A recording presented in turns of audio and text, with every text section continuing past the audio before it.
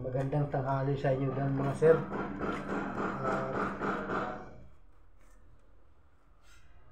Dito kami ngayon sa City Hub. Nagre-repair.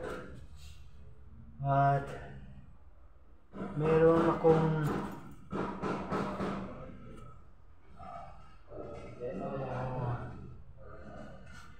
problemang sasabihin tungkol sa buhay ng tatay ko at saka sa pamunuan ng kumpanya ito sa amo ko. Kasi nung October nagpaalam na ako na pagbakasyon ng probinsya dahil sa gusto kong uwiin yung tatay ko dahil sabi sa akin ng mga kapatid ko hindi na kumakain. At nagpapaalam ako sa boss ko na magbakasyon ng probinsya noong October.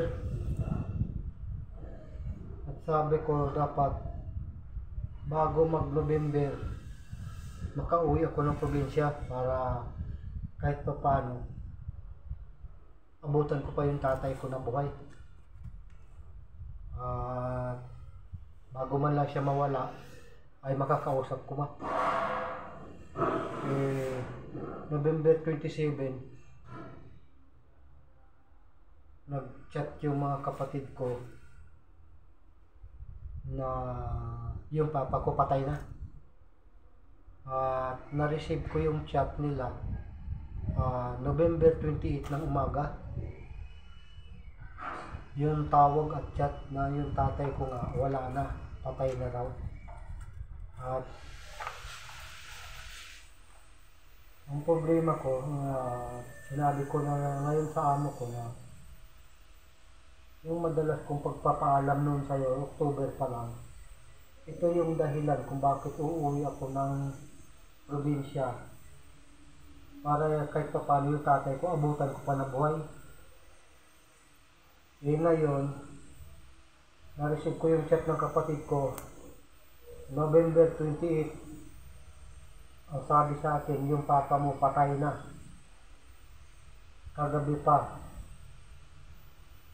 Nalagutan ng hininga ng 27 ng gabi. Pinorward ko sa boss ko yung chat ng kapatid ko na yung tatay ko nakalagay doon na patay na.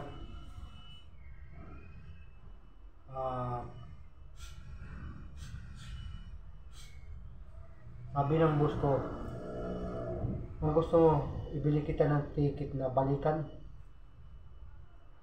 para makadalaw ka sa inyo.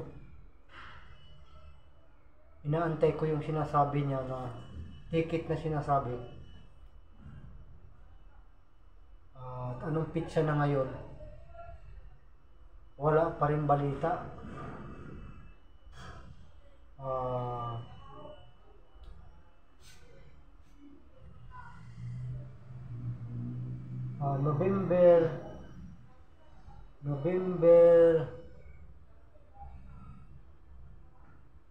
November 30 nagsabi ako na, boss, mas higit na kailangan nila yung pera. Kaya yung ibili mo sa akin ng ticket na balikan, kung pwede, pera na lang ibigay mo. At mas higit na kailangan nila kasi nahingi na ng pera. At tapos, ang usapan kasi namin ng boss ko, October, kinukuha ko yung kabayaran doon sa serbisyo ko na 7 taon sa kanya dahil pinangako niya na babayaran ko yung serbisyo mo. Kung naka 7 taon o 6 na taon ka sa akin, babayaran ko yan, huwag ka mag-alala. At yun lang ang kinukuha ko. Sabi ko noong November 30, baka pwedeng bawasan ko yung pirang ibibigay mo sa akin doon sa separasyon ko para maipadala ko doon sa probinsya asikaso doon sa bangkay ng tatay ko. Ang sagot niya sa akin, sige, gagawin ko na naman ng paraan.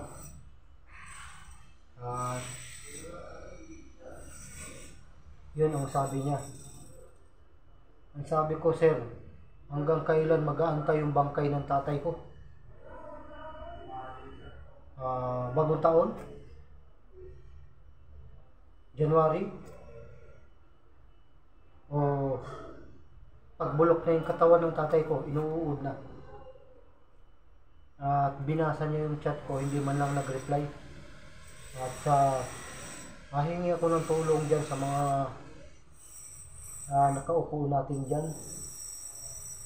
Para yung mga taong tumutulong sa mga kapwa mahirap at lalong-lalo na ganitong may problema. Pangalawa, doon sa kumpanya na pinabayaan ang mga tao.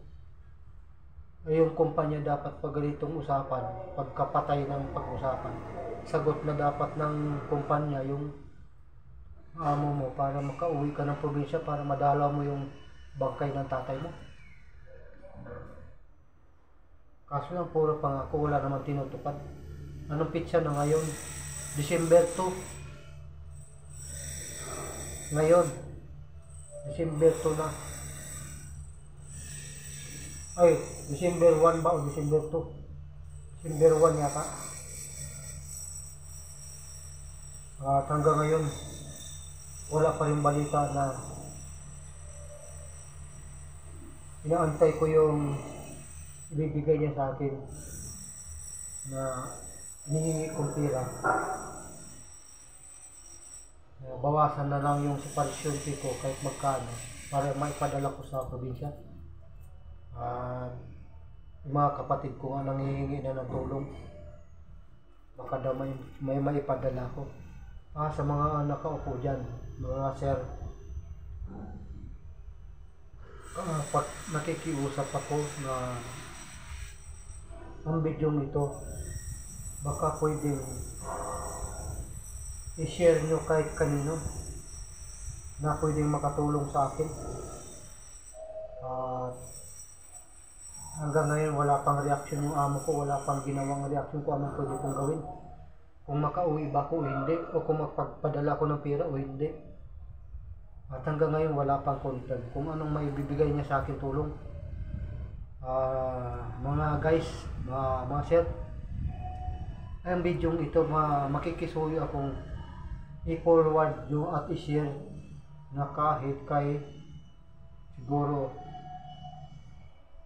sa Rapid Tulpo in Action at Sir Rapid, sana yung mga ganitong hinaing namin, lalong-lalo na sa kumpanya ito, ang elevator, ang trabaho ko po ay installer elevator. Ito po ang elevator na i-repair pa namin. Sir, kunting tulong naman kasi ang pinag-uusapan po dito hindi na po yung buhay, kundi yung nakalamay na po. Yung tatay ko nakalamay na hanggang ngayon. At hiningi ako ng tulong yung amo ko. Amo ko dito sa kumpanya. Hanggang ngayon wala pa rin reaksyon. Sir, baka pwede matulungan mo kami dahil hindi lang po ako nagre-reklamo dito sa kumpanya na to. Siguro mga 5 o 10 kasamahan ko na ang nagpaduli pero walang nangyayari. Sana sir, mabigyan mo ng tugon to sir para sa aming manggagawa.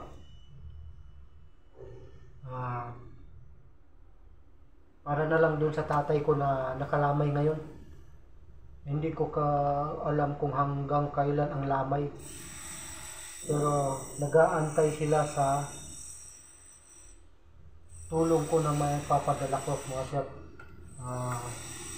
Sir Rapid Tulpo, hindi lang ako yung nag-send sa iyo yung video na nanghihingi ng tulong sa iyo.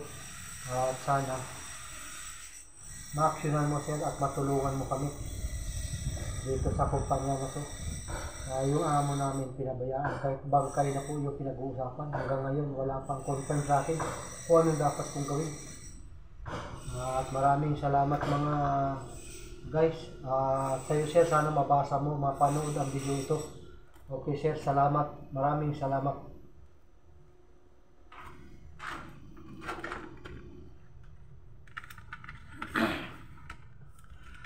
Ang trabaho po namin mga sir ay ito. At kukunan ko ng video hanggang pailalim. Andito nga kami ngayon sa City Hub. Ito,